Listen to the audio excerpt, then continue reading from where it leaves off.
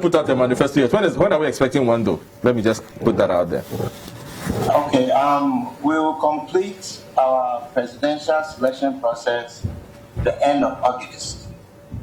We are done.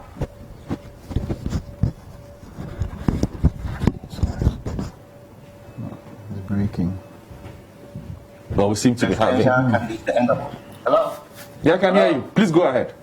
Yes, the second week, like I said, the end of August, we would have completed our presidential candidates and running mate process. Then we will review, our manifesto will come on the second week in September.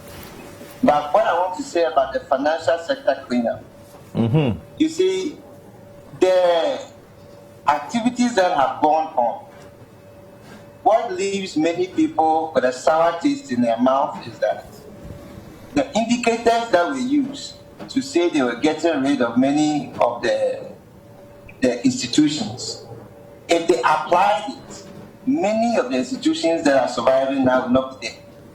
And so people ask themselves, how have some survived and some have not survived? And how some are affiliated to a certain party and some that are not affiliated, they've seen something come down. Are these not assumptions you are making, Anofu? Are these just not assumptions you are making?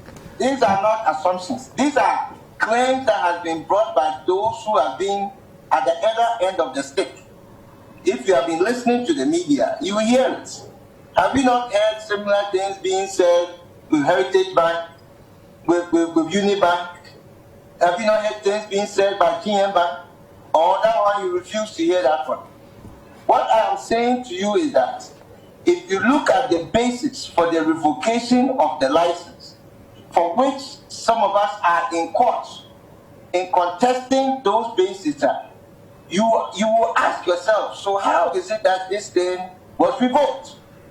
And let me tell you, a lot of media people believe that BOG, or the Minister for Finance, is sacrosanct. That if something comes from BOG, it needs not to be questioned. If something comes from finance, it needs not to be questioned.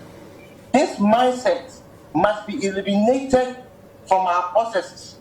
That somehow agencies of state, when they speak, there is truth and validity and there's no other word to say about it. And even sometimes media, when media are called to press soirees and somebody gives their side of a story, then you run with it because they are giving you a 10-page document that can be made up of nothing. Have you, the law of natural justice requires you to have given the next person the same opportunity with the documents in your hand for them to respond to it. As we are sitting here doing an analysis of the two political parties that have been in power in this Fourth Republic. So if a state institution comes, and that state institution, let me tell you, BOG itself needs a lot of reform in BOG. The Ministry of Finance needs a lot of reform in the Ministry of Finance. Then you have somebody who is a player and at the same time a referee. A player and a referee. And you talk about the player was investing their monies in some of the institutions that he now says that they are no good. So you don't question that. You don't ask questions about that. Look, the issues here has been that painting a dog black so that it can be hanged. This financial sector cleanup, you can use a sledgehammer to kill an ant. Or you can have ways in which you can move an ant off a table. And the processes that has been said before with Honorable Sekbefia is saying that, look, you could have chosen, there are multiple ways you could have chosen to deal with this. Some of the ways that you use to deal with some of those situations cause them to question the motive. Let me tell you GM Bank. GM Bank has to do with what they call insolvency. That is the number one criteria of all the other things that they want. Is findable by Bank of Ghana regulations. It's not grounds for revocation of license. Insolvency. There is a document that is there that government is owing a group in companies over 2.4 billion. That one is made available to the Ministry of Finance, made available to BOG. BOG says, I recognize this. So I want you to use some of the IPCs, 900 million, as collateral for some of the lending. And they agree. And then the IPC's collateral is registered with Registry General. It is given to BOG. There was 600, and BOG asked for another 300 million. And so they asked for this thing back in 2018. And all the records are there. So how can the same institution now turn around and say that, oh, we are not debt collectors? If the people are now saying they owe you 30 million. And that 30 million, nobody has questioned to ask them the basis of the 30 million. And so that is why we are in court. The simple factor is that there is an audit report that is saying 2.2 billion. There is a government of Ghana saying 30 million. And the court must reconcile these two figures and come to make a pronouncement on the case. Then you have a receiver that has turned themselves investigators, prosecutors, and adjudicators all in one, running from media to media, pronouncing people are thieves and all of those things, when a court of competent jurisdiction has not made any of those pronouncements. But this receiver, as an investigator, prosecutor, adjudicator, the media is not bringing them into question. The media is not asking them questions as to how they are arriving at what they are arriving. Is it a court of law that has made these pronouncements, or is it him that is going around making those pronouncements? So you see that there is a lot of anger in the system, because as the truth manifests itself and as the process continues to go, people will be asking, so why was this approach adopted? You have a finance minister that was a player, and he has released about 50 of his people that he worked with directly at an institution into the public space. And these people are making the decision. You have Reverend Obama Tete, a data bank owner now at SEC. And you have others at BOG from data bank. And this man is from data bank. And they are then making pronouncements on people that they competed with in the private space. And you think that there is nothing wrong with this? The word Ghana, we think that there's nothing wrong with this?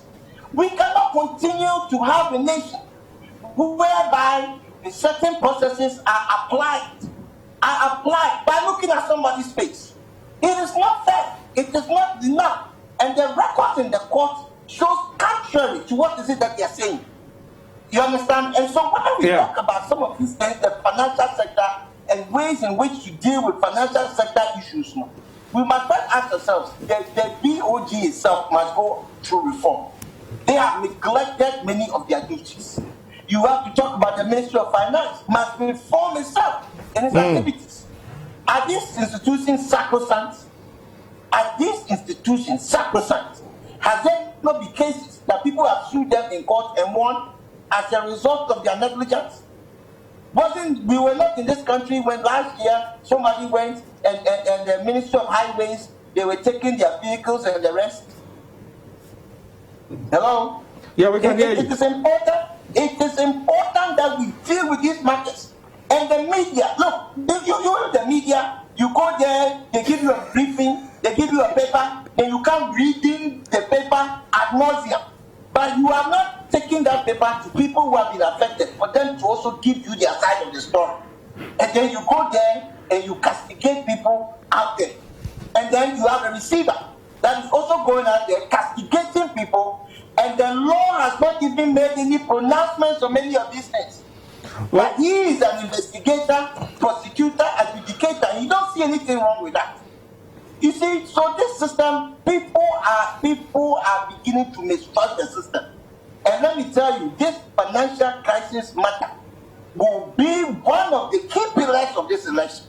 And let me tell you, as people are in court defending themselves, there are security agencies chasing people down, threatening them with the powers of the state. And all of these things, we are not talking about it. And we think that we can wish it away. We can never wish it away. It is something that must be dealt with.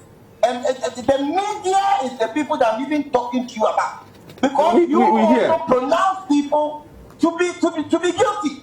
And you have not gone for contrary documents and data to do an extensive analysis of it. You just read what you have been given by somebody. It is not fair. It is not fair. You must give us a fair ground to be able to make our case out there to the public. And you can't destroy people. Look, this country, do you know why people don't do industrialization and invest in our society?